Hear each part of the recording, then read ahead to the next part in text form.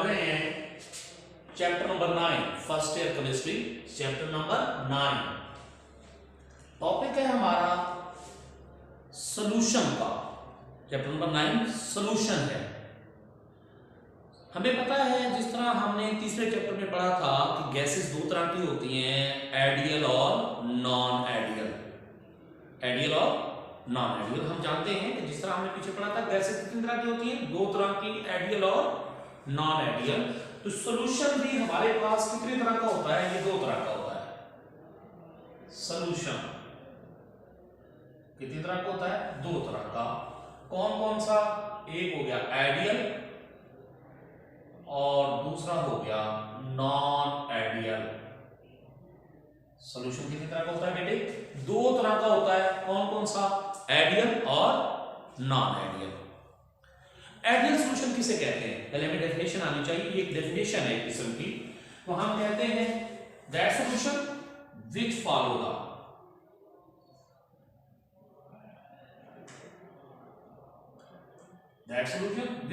The rods law. एक law है, कौन सा? Rods law. वो क्या कहलाता है? आइडियल कहलाता है। Solution which follow the rods law. Rods law वो क्या कहलाता है बेटे? आइडियल सॉल्यूशन कहलाता है। क्या कहलाता है? आइडियल।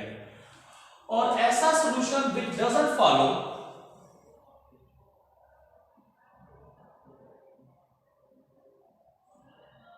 does not follow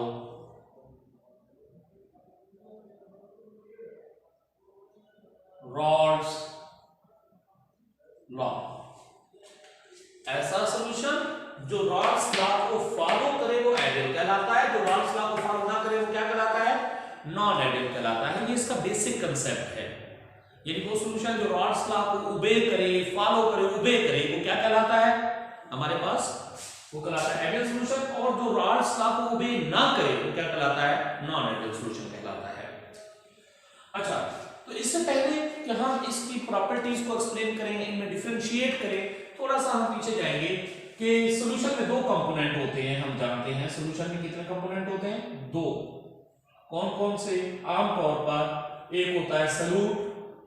वैसे तो सॉल्यूशन में और कंपोनेंट भी हो सकते हैं, लेकिन बेसिक हम आमतौर पर जो पढ़ते हैं, जो मैटर में पढ़ा है कि सॉल्यूशन में कितने कंपोनेंट होते हैं? दो, सॉल्यूट और सॉल्वेंट। सॉल्यूट और सॉल्वेंट। सॉल्यूशन में कितने कंपोनेंट होते हैं? दो, सॉल्यूट और सॉल्वेंट। सॉल्यूट किसे कहते हैं?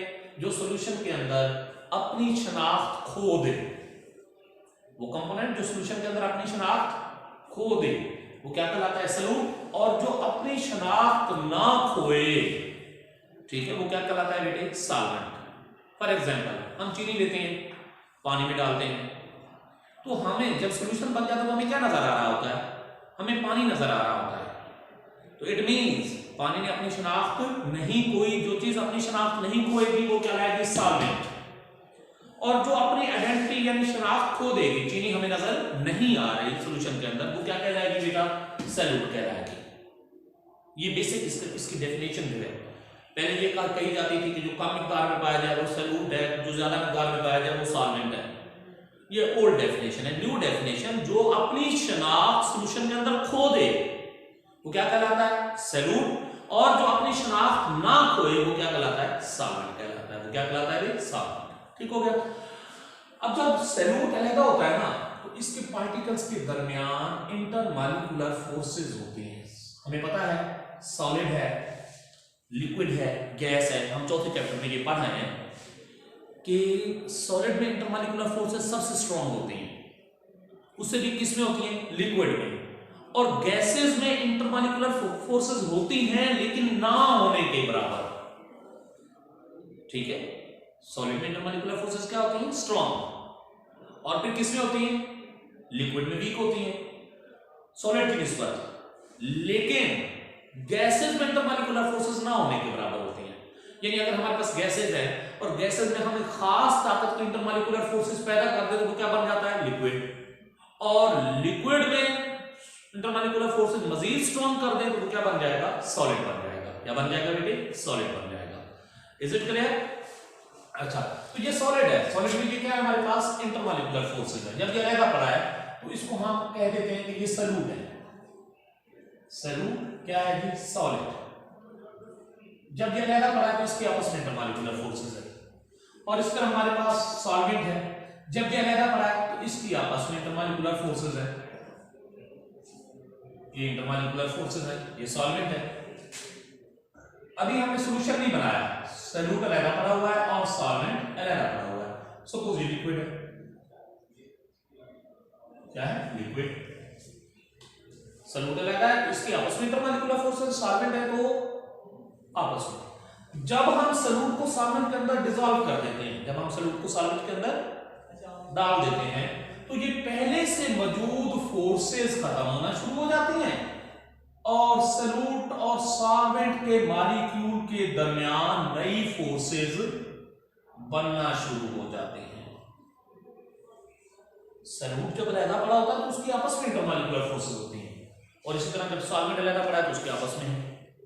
ठीक है ना, क्योंकि लिक्विड है, लिक्विड में इंटरमॉलिक्यूलर फोर्सेस हैं तो वो लिक्विड है ना। और इसी तरह सॉलिड है, इंटरमॉलिक्यूलर फोर्सेस स्ट्रांग हुई है तो वो सॉलिड बना है। Is it clear? लेकिन जब हम सॉल्यूट को सॉल्वेंट के अंदर डाल देते हैं तो इंटरमॉलिक्यूलर फोर्सेस क्या हो जाती है? सॉल्यूट और सॉल्वेंट के दरमियान खत्म होना शुरू हो जाती हैं। सॉल्यूट की सॉल्यूट के दरमियान जो थी, सॉल्वेंट के सॉल्वेंट के दरमियान जो थी, और नई फोर्सेस बनना शुरू हो जाती हैं। ये नई फोर्सेस किसके दरमियान होती हैं? सॉल्यूट पार्टिकल और सॉल्वेंट मॉलिक्यूल के दरमियान। याद रखें, सॉल्यूशन के लिए ये लाजमी शर्त है कि ये जो नई बनने वाली फोर्सेस है, ये वाली नई बनने वाली फोर्सेस, ये पहले से मौजूद फोर्सेस से पहले तो स्ट्रांग होनी चाहिए। क्या होनी चाहिए? स्ट्रांग, या कम से कम पहले से मौजूद फोर्सेस के बराबर होनी चाहिए तो सॉल्यूशन बनेगा, अदरवाइज सॉल्यूशन नहीं बनेगा। सॉल्यूशन के लिए ये लाजमी शर्त है, सॉल्यूशन के लिए ये लाजमी शर्त है कि ये जो नई बनने वाली फोर्सेस हैं ये पहले से मौजूद फोर्सेस से पहले तो क्या होनी चाहिए? स्ट्रांग होनी चाहिए। अगर स्ट्रांग नहीं हो सकते तो ये पहले से मौजूद फोर्सेस के बराबर जरूर होनी चाहिए तो सॉल्यूट सॉल्वेंट में हल होगा, अदरवाइज सॉल्यूट सॉल्वेंट में हल नहीं होगा, अदरवाइज सॉल्यूट सॉल्वेंट में हल नहीं होगा। जब सॉल्यूट सॉल्वेंट में हल नहीं होगा सॉल्यूशन नहीं बनेगा। यानी कि नई बनने वाली फोर्सेस अगर पहले से मौजूद फोर्सेस से वीक है तो सॉल्यूट सॉल्वेंट में हल नहीं होगा। बात समझ आ गई? तो सॉल्यूशन के लिए दो शर्त है कि ये पहले से मौजूद फोर्सेस से नई बनने वाली फोर्सेस या तो स्ट्रांग हो, स्ट्रांग नहीं तो कम से कम बराबर हो तो सॉल्यूशन बनेगा, अदरवाइज सॉल्यूशन नहीं बनेगा। Is it clear? हम अपने टॉपिक की तरफ वापस आते हैं। ये एक्सप्लेन करने के बाद ऐसा सॉल्यूशन जो किसको फॉलो करे बेटा? क्या अपना क्या है कि रॉल्स लॉ को ओबे करे वो क्या कहलाएगा? आइडियल। जो रॉल्स लॉ को ओबे ना करे वो क्या कहलाएगा? नॉन आइडियल कहलाएगा। दूसरा पॉइंट है, दूसरा, अगर तो इंटरमॉलिक्यूलर फोर्सेस, कौन सी? Inter molecular forces between the solute and solvent particles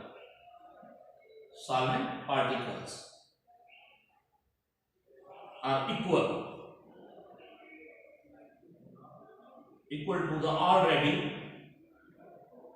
already present forces, already present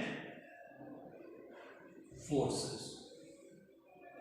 ठीक है, इक्वल हो क्या होगी? यहां पे देखिए जो इंटरमॉलिक्यूलर फोर्सेस ये जो बनी है ये पहले से मौजूद फोर्सेस के क्या हो? इक्वल हो तो सॉल्यूशन क्या कहलाएगा? आइडियल कहलाएगा। क्या कहलाएगा? आइडियल। Is it clear? ये जो नहीं बनने वाली फोर्सेस हैं, नहीं बनने वाली, ये वाली नहीं बनने वाली फोर्सेस, ये पहले से मौजूद फोर्सेस के क्या हो? बराबर हो, सॉल्यूशन क्या कहलाएगा? आइडियल कहलाएगा। और अगर ऐसी सिचुएशन हो कि intermolecular forces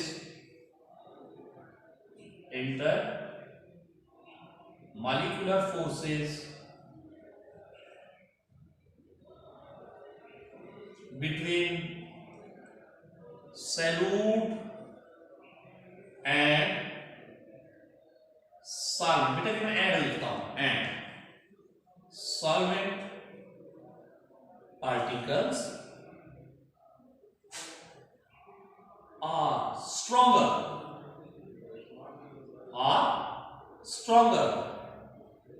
than the already present forces. Already present forces. तो वो क्या होगा भाई? नॉन आइडियल सॉल्यूशन होगा। ठीक है, हमारे पास दो पॉइंट आ गए। अगर हमें डिफरेंस करना आ गया आइडियल और नॉन आइडियल में, तो विच ओबे द रॉड्स लॉ वो क्या कराएगा? Ideal. Which doesn't obey the rods law वो क्या कराएगा? Non ideal. और फिर क्या है जी? इंटरमॉलिक्यूलर फोर्सेस जो नई बनी है between the solute and solvent. ये सॉल्यूट है और ये सॉल्वेंट, ये नई बनने वाली forces between the solute and solvent particle are equal to the already present forces. Already present forces ये जो पहले ये जो पाई जाती थी, ये ऑलरेडी प्रेजेंट फोर्सेस है। Is it clear? वो क्या होगी? आइडियल। और ये intermolecular forces between the solute and solvent particle are stronger. ये नहीं बनने वाली फोर्सेस अगर स्ट्रॉन्गर हो इससे ऑलरेडी प्रेजेंट फोर्सेस से, वो क्या होगा? नॉन आइडियल होगा। ठीक है, इसके अलावा एक चीज और बता दो कि जब हम लिक्विड को लिक्विड में डालते हैं, फॉर एग्जांपल दूध को पानी में डालते हैं, ठीक है, तो ये देखिए हमारे पास सॉल्यूट है। सॉल्यूट का वॉल्यूम है सपोज 50 ml। कितना वॉल्यूम है? 50 ml। सॉल्वेंट है, उसका वॉल्यूम भी 50 ml। लेकिन जब सॉल्यूशन बनता है तो ये कितना हो जाता है? 100 ml। दो पॉसिबिलिटीज हो सकती हैं कि 50 और 50 100 भी हो सकता है, और ये भी हो सकता है कि 50 और 50 99 ml हो जाए। ये भी हो सकता है, यानी 100 ml भी हो सकता है और 99 ml भी हो सकता है। 50 ml सॉल्यूट, 50 ml सॉल्वेंट, यानी हमें होना कितना चाहिए? 100 ml। ये भी हो सकता है कि 99 ml हो जाए। अब अगर तो 100 ml हो रहा है तो इट मींस ये एडिशन के रूल को फॉलो कर रहा है। एडिशन जमा के रूल को, जमा करने के रूल को क्या कर रहा है? फॉलो कर रहा है। अगर ये एडिशन के रूल को फॉलो कर रहा है तो it means it is showing additive properties. क्या शो कर रहा है? Additive properties. क्या शो कर रहा है? Additive properties. और अगर यानी 50 ml और 50 ml 99 ml हो रहा हो तो इट मींस एडिशन के रूल को फॉलो नहीं कर रहा, तो ये क्या है कि non additive properties. Non additive properties, ये क्या कहलाती है? Non additive properties. ये एडिटिव प्रॉपर्टी है, ये क्या है बच्चे? Non additive properties. Additive properties और क्या है? Non additive properties. अब ऐसा सॉल्यूशन हम यही आइडियल के लिए मैं ये लिख रहा हूं, विच शोज एडिटिव प्रॉपर्टीज। क्या शो करे? Additive properties they. क्या दे बेटे? Additive properties they. वो क्या कराता है हमारे पास? आइडियल सॉल्यूशन कराएगा। Ideal solution called ideal solution. क्या कराएगा बेटे? Ideal solution. और करेंगे अब which doesn't show, which does not show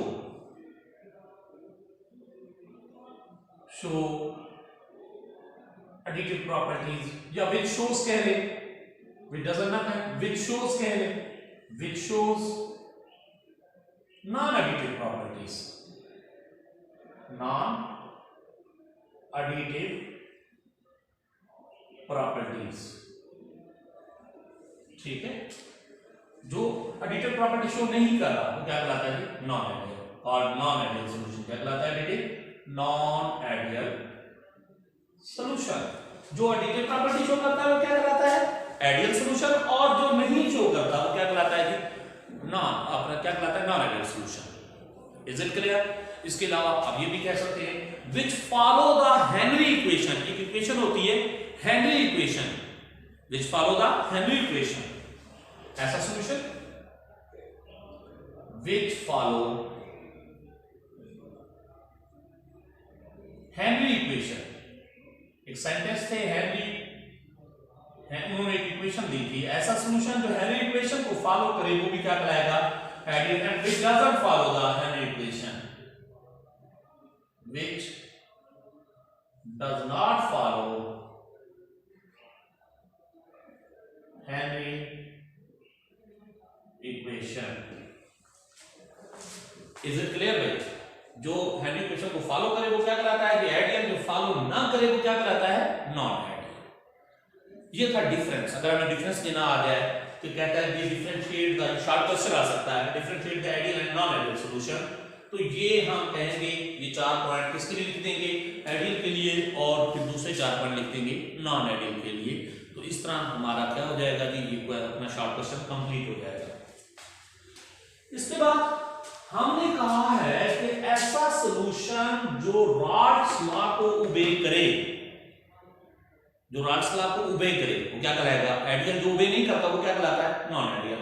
अब रॉड्स लॉ क्या है, रॉड्स लॉ क्या है, तो मैं उसकी तरफ आ रहा हूं, रॉड्स लॉ की तरफ।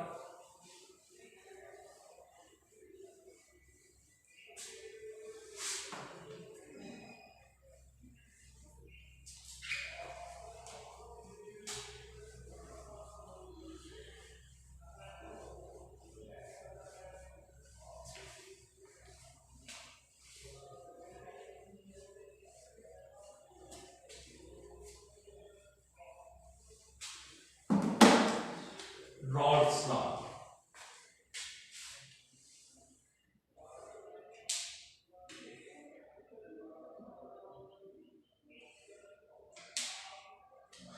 Rod's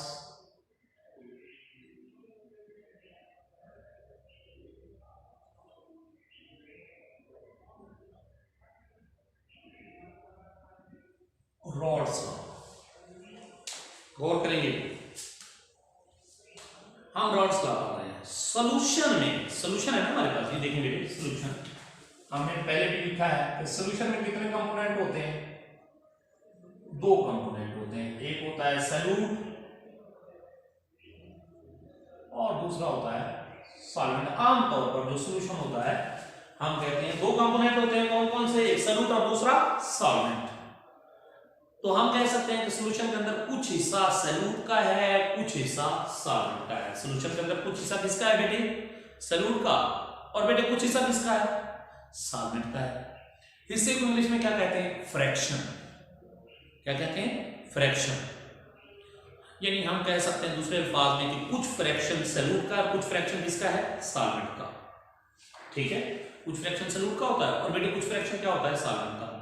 अब केमिस्ट्री की जबान में जब भी मिकदार शो की जाती है तो मोल का लफ्ज यूज करते हैं, तो हम कहते हैं कुछ मोल फ्रैक्शन सॉल्यूट का है, कुछ मोल फ्रैक्शन सॉल्वेंट का है।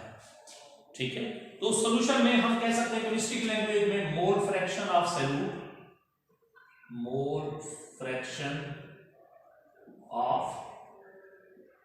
सॉल्यूट, और क्या है जी, mole fraction of solvent, mole fraction of solute और mole fraction of solvent. Solution है ना हमारे पास, सॉल्यूशन में 2 कंपोनेंट होते हैं, एक सॉल्यूट होता है, एक सॉल्वेंट। एक बार फिर सुन लें, हम दूसरे अल्फाज में ये कह सकते हैं कि सॉल्यूशन के अंदर कुछ हिस्सा सॉल्यूट का है, कुछ हिस्सा सॉल्वेंट का। सॉल्वेंट को इंग्लिश में क्या कहते हैं, फ्रैक्शन, और सॉरी हिस्से को इंग्लिश में क्या कहते हैं, फ्रैक्शन। तो हम कहते हैं कुछ फ्रैक्शन जो है सॉल्यूट का है, कुछ फ्रैक्शन किसका है, सॉल्वेंट का। कुछ फ्रैक्शन सॉल्यूट का है, कुछ फ्रैक्शन किसका है बेटे, सॉल्वेंट का। तो केमिस्ट्री की लैंग्वेज में जब हम मिकदार शो करते हैं तो हम मोल फ्रैक्शन कहते हैं। तो हम कह सकते हैं सॉल्यूशन में कुछ मोल फ्रैक्शन सॉल्यूट का है, कुछ मोल फ्रैक्शन सॉल्वेंट का। अब सॉल्वेंट के मोल फ्रैक्शन को रिप्रेजेंट किया जाता है x1 से और सॉल्यूट के मोल फ्रैक्शन को रिप्रेजेंट किया जाता है x2 से। याद रखें, मोल फ्रैक्शन का सम जो आता है, जब हम मोल फ्रैक्शन ले चुके हैं ना, तो उसकी वैल्यू का जो सम आता है वो हमेशा 1 के बराबर होगा। मोल फ्रैक्शन के सम की वैल्यू किसके बराबर होगी बेटा, हमेशा 1 के बराबर होगी। मोल फ्रैक्शन का जब हम सम लेंगे तो मोल फ्रैक्शन के सम की वैल्यू हमेशा किसके बराबर होती है, 1 के।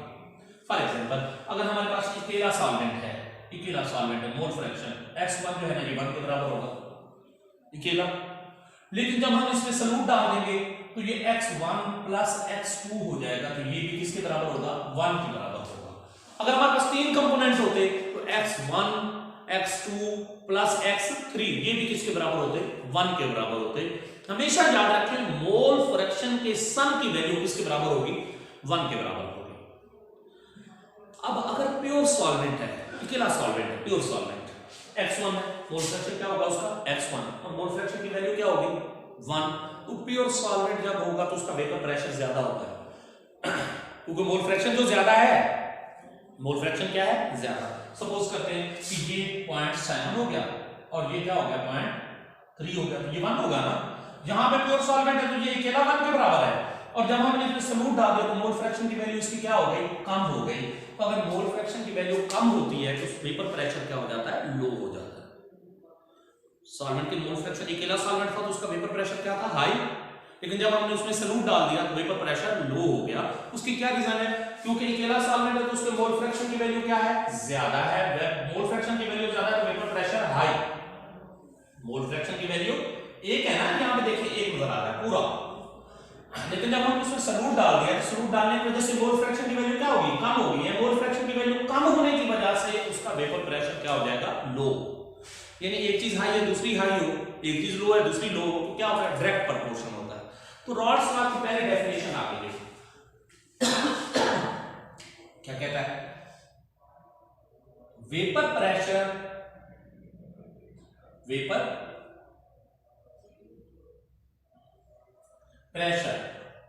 Of pure solvent vapour pressure of pure solvent is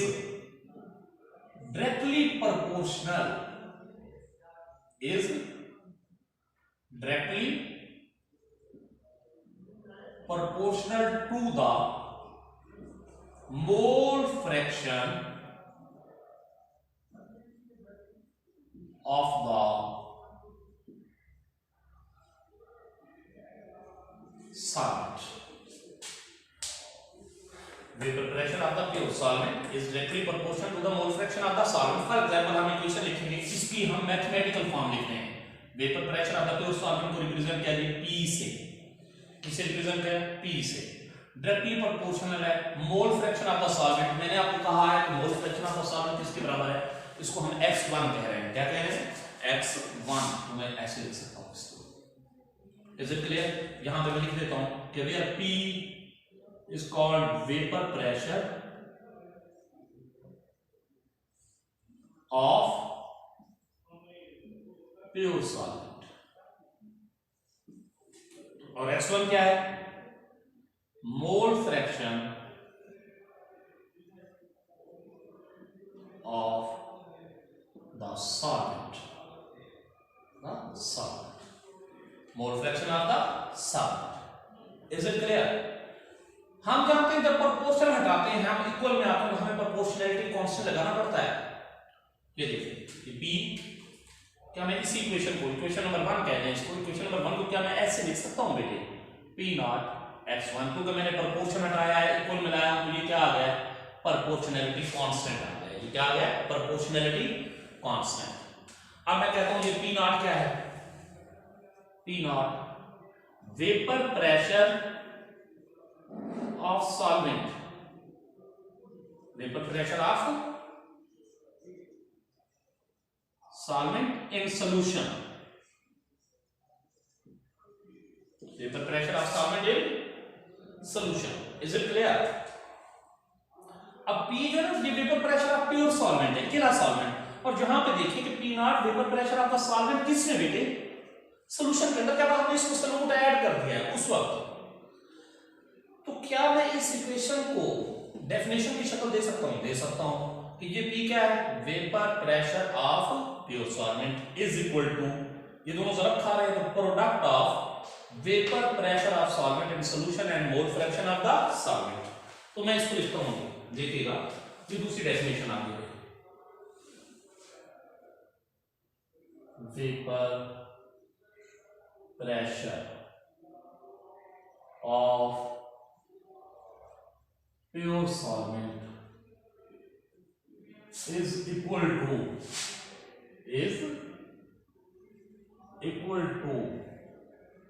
the product जरब खाने को कहते हैं कि दोनों जरब खा रहे हैं, product of vapour pressure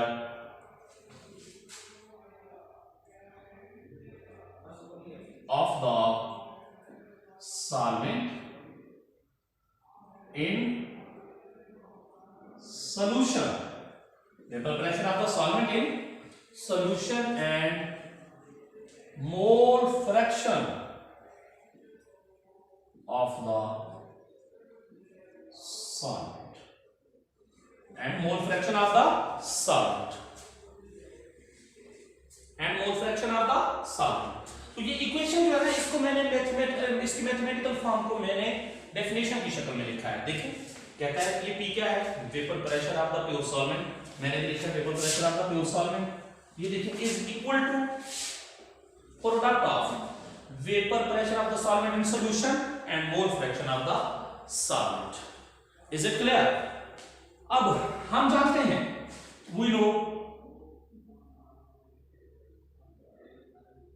x1 plus x2, मैंने अभी बताया है कि मोल फ्रैक्शन का सम, मोल फ्रैक्शन के सम की वैल्यू किसके बराबर होगी, ये हमेशा 1 के बराबर होगी। किसके बराबर होगी बेटे? 1। तो क्या लिख सकते हैं हम यहाँ पे x1, क्या मैं इस इक्वेशन को ऐसे लिख सकता हूं 1 माइनस x2, यानी मिक्सचर में से अगर आप किसी एक कंपोनेंट का मोल फ्रैक्शन लेंगे ना तो वो लेस देन यूनिटी होगा। मिक्सचर में से किसी एक कंपोनेंट के मोल फ्रैक्शन की वैल्यू, जिस तरह ये मिक्सचर था x1 और x2 ये 1 के बराबर था, हमने मिक्सचर में से एक कंपोनेंट के मोल फ्रैक्शन की वैल्यू ली है तो ये देखें लेस देन यूनिटी हो गया। ये आपकी ऑब्जेक्टिव है, ठीक है, ये क्या है आपकी ऑब्जेक्टिव है कि मिक्सचर में से किसी एक कंपोनेंट के मोल फ्रैक्शन की वैल्यू लेंगे तो वो किसके बराबर होगा बेटे? Less than unity. 1 यूनिटी है ना, तो ये माइनस हो गया है, तो माइनस लेस देन यूनिटी हो गया है, it means. Is it clear? आगे चलते हैं। Putting this value in the equation 2, इसको इक्वेशन नंबर 2 कह लेते हैं हम अपनी तरफ से। Putting this value in equation 2, putting this value in equation 2, equation 2 क्या है बेटे हमारे पास? P नॉट, और इस x1 की जगह पे उसकी ये वैल्यू पुट कर देते हैं 1 माइनस x2, ठीक है। अब क्या किया, मैं इस इक्वेशन को सिंपलीफाई करता हूं, P इज इक्वल टू, ये क्या हो गया P naught minus P not x2, P not x2। मैं अगर इस इक्वेशन को रीअरेंज करके लिखूं, सिंपली रीअरेंज करूं, तो क्या मैं इस इक्वेशन को ऐसे लिख सकता हूं भाई? देखिएगा, रीअरेंज कर रहा हूं, P naught minus P is equal to P not x2। क्या मैं लिख सकता हूं ऐसे? बिल्कुल लिख सकता हूं। मैंने सिंपल रीअरेंज किया है, क्या किया है, इसको उठा के इधर लाया और इसको उठा के इधर लाया, बस, और मैंने कुछ नहीं किया। अब ये क्या है जी? P नॉट माइनस P, ये जो P नॉट माइनस ये P है, ये क्या है हमारे पास? ये डेल्टा P कहलाता है। किसके बराबर है बेटे? P नॉट माइनस P, किसके बराबर है? Delta P। इसको हम कहते हैं lowering of vapour pressure, delta P, यानी प्रेशर में, वेपर प्रेशर में कितनी कमी आई है? सॉल्यूट डालने से वेपर प्रेशर कम हुआ है ना, तो उससे जो कमी आई है उसको हम कहते हैं lowering of vapour pressure, lowering of vapour pressure, ठीक है। इसकी जगह पे क्या हम ये डेल्टा P लगा सकते हैं? तो जनाब मैंने इसको लिख दिया इस इक्वेशन को, ये जो इक्वेशन थी हमारे पास, delta P is equal to P not x2। क्या मैं इस इक्वेशन को और सिंपलीफाई कर सकता हूं? देखिएगा कैसे। अगर मैं इसको ऐसे लिखूं, delta P is equal, equal हटा के कांस्टेंट हटा दूं, तो मैं प्रोपोर्शन लिख सकता हूं, यानी प्रोपोर्शन हटाएंगे तो इक्वल और कांस्टेंट, अगर हम इक्वल और कांस्टेंट हटा देंगे तो प्रोपोर्शन आ जाएगा, ठीक है। तो ये हमारे पास इक्वेशन और आगे देखिए क्या आगे, एक और डेफिनेशन आ गई। क्या डेफिनेशन है? इसको मैंने क्या कहा? Lowering of vapour pressure, lowering of vapour pressure directly proportional is directly proportional to the mole fraction of solute, mole fraction of solute। ये आ गई हमारे पास एक और डेफिनेशन आ गई। मैंने इसी इक्वेशन को लिया है, लोरेगा vapour pressure directly proportional to the x2 क्या है जी, mole fraction of the solute. x2 क्या है जी, mole fraction of the solute है। इज इट क्लियर भाई? अब गौर करें, इक्वेशन नंबर 3 है ना ये, क्या मैं इसे ऐसे लिख सकता हूं, मैं delta P over P naught is equal to x2। Simple, ये P नॉट को उठा के नहीं चलाया, जहां पे बटा आ जाता है ना, इसका मतलब होता है रेशियो, बटा आ जाए, यानी रेशियो को हम ऐसे भी लिख सकते हैं 1:2, रेशियो को हम ऐसे भी लिख सकते हैं 1/2। रेशियो का मतलब होता है कि दो चीजों में कंपैरिजन हो रहा है। अगर बेटे दो चीजों में कंपैरिजन होना तो वहां पे एक टर्म यूज होती है रिलेटिव की, यानी जिस तरह हम गाड़ी अपने में जा रहे हैं, हमारा स्पीडोमीटर है कि 50 किलोमीटर फी घंटा की रफ्तार से हम जा रहे हैं, स्पीडोमीटर बता रहा है। अब दूसरी गाड़ी जो है ना हमें क्रॉस कर जाती है, तो हम कहते हैं कि इस गाड़ी की स्पीड ज्यादा है, हालांकि हमने उसका स्पीडोमीटर तो नहीं देखा, स्पीडोमीटर तो हमने नहीं देखा, लेकिन हमने अपनी गाड़ी की स्पीड के साथ उसकी स्पीड को कंपेयर किया, कंपैरिजन से पता चला उसकी स्पीड ज्यादा है। तो जो दूसरी गाड़ी की स्पीड हमने बताई है जो ज्यादा है 50 किलोमीटर से, वो रिलेटिव स्पीड कहलाएगी, क्योंकि हमने कंपैरिजन करके उस स्पीड को मालूम किया है। तो ये भी दो चीजों में कंपैरिजन है, रेशियो है तो कंपैरिजन है ना, तो इसे हम कहेंगे रिलेटिव लोरिंग। ये है लोरिंग ऑफ वेपर प्रेशर, अब हम कहेंगे relative lowering of vapour pressure. और करेंगे एक और डेफिनेशन आ गई, relative lowering of vapour pressure, relative lowering of vapour pressure is equal to, इस इक्वेशन को लिख रहा हूं, relative lowering of vapour pressure is equal to the mole fraction